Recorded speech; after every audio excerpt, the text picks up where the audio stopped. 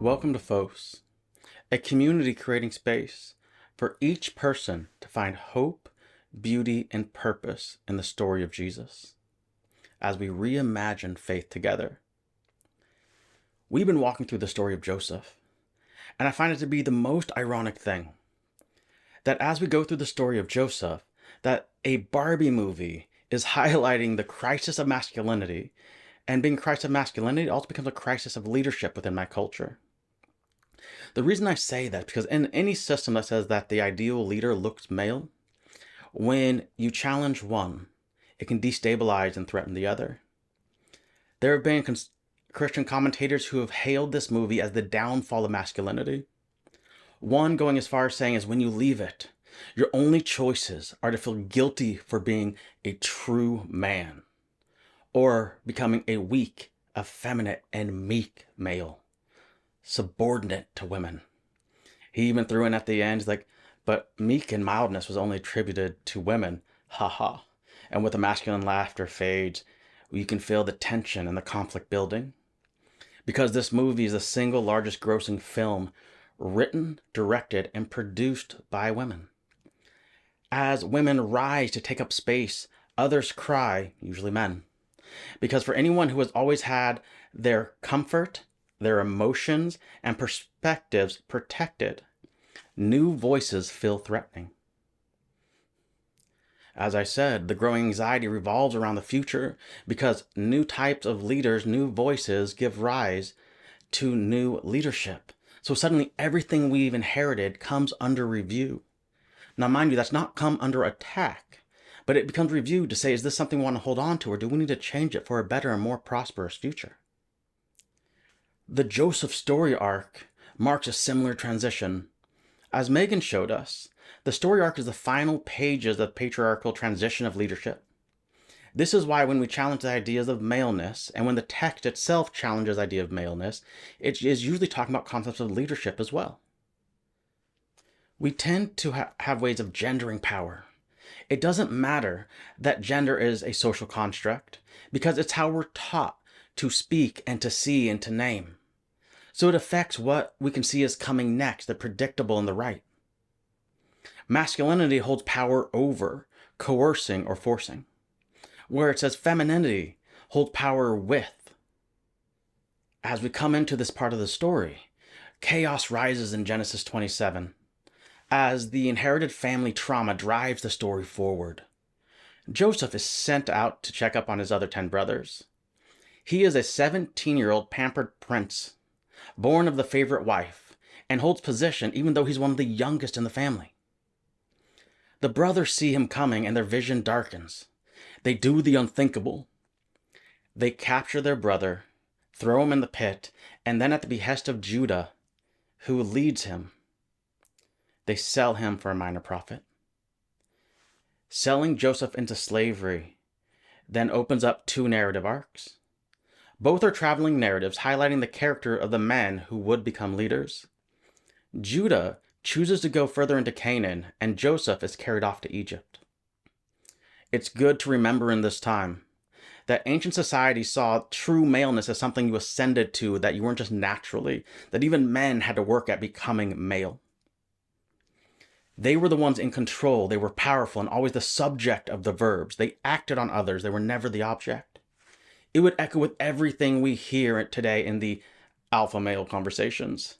Seek power over. Never ask permission. Show your force. Women and the enslaved, on the other hand, were objects of male verbs to be acted upon, controlled, and used for the purpose of power and to advance the family lines.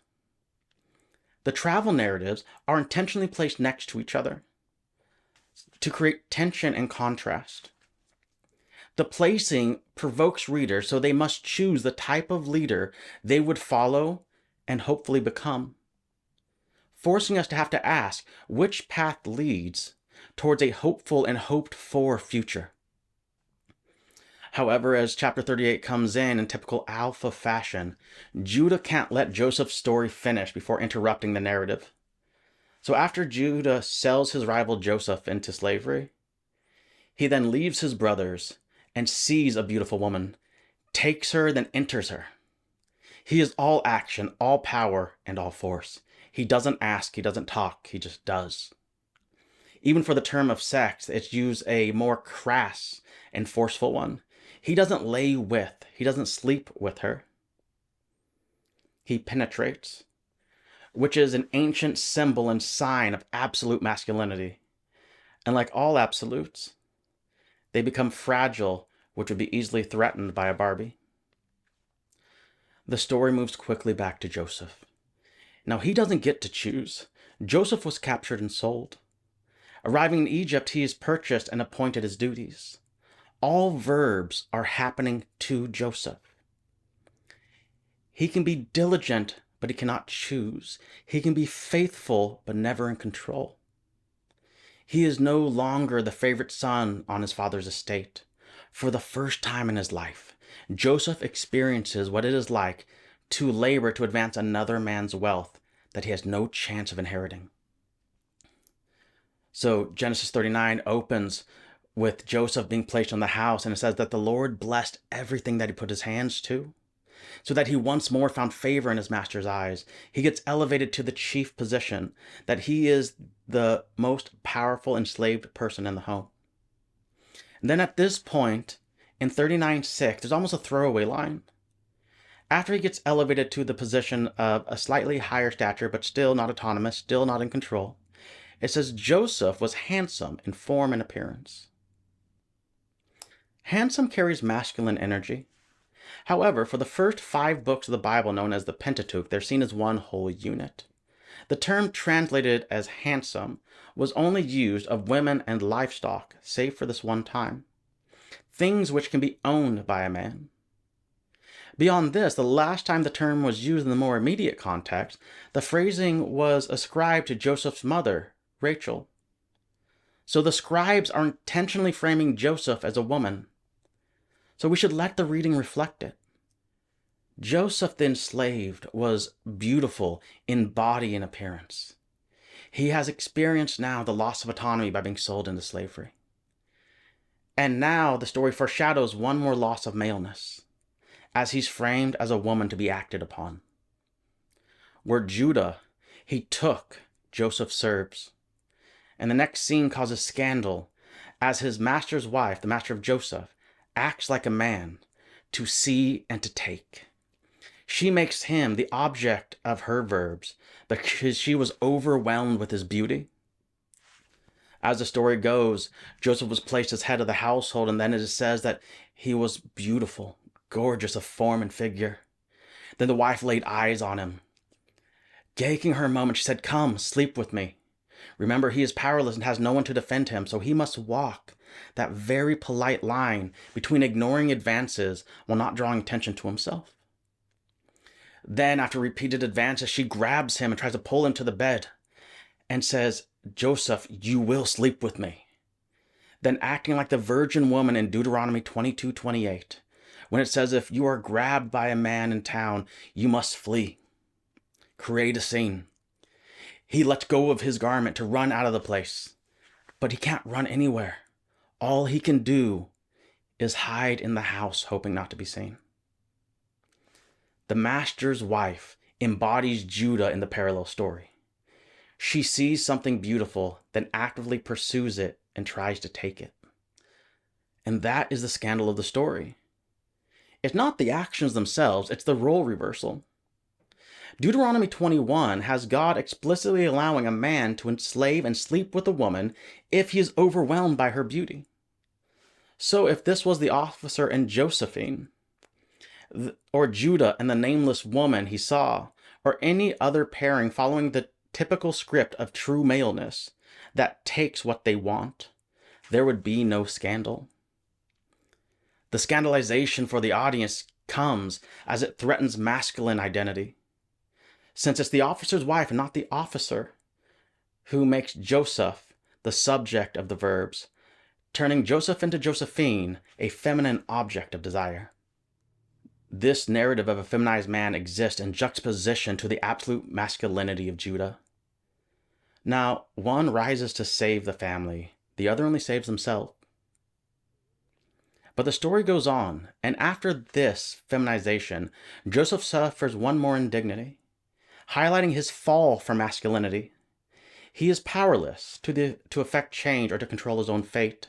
He gets thrown into prison, does good, gets advanced, but then gets forgotten until someone in power remembers him. Because, like all women of the day, he can only rise as far as the closest male to him. But eventually he's remembered, and he gets to rise to a place of leadership. He becomes Pharaoh's second in command. Joseph, the beautiful and effeminate one, became the needed patriarch for the family's next stage of life, because he learned what it was to travel through the margins, falling from being the pampered prince. He became enslaved and lost power. He became effeminate and was storied as a woman, and then became forgotten, which is the ultimate death of ancient society. And after he rose, he was able to learn how to embrace a softer compassion rather than Judah's see, take, and consume vengeance. The change in ideal maleness is witnessed as the 10 brothers who sold him to Egypt came in need of food. Joseph now had power to control and to exact vengeance. But he became overwhelmed and wept after each encounter with his brothers. Each time a new brother came, he fell apart and at one point said, even in front of the Egyptians, so he lost face. Yes, he took a moment to test them, to see if they were the same brothers who sold him into slavery. But compassion won out over anger. Love defeated vengeance. Joseph became a hyphenated identity, a Hebrew with the power of the Egyptians, a man characterized with feminine traits, a patriarch who practices compassion and power with rather than power over, a man who becomes overwhelmed by emotion and tears. The previous story of Judah saw hope for the future of the family in being a controlling alpha male. He would see old power structures as the only sure guarantee of future success. Judah is repetition. Where Joseph discovered his hope is found in the hyphenated good and beautiful future. He wasn't the pure male like his brothers. He was beautiful and enduring like his mother. Joseph co-created and responded to the need of each time.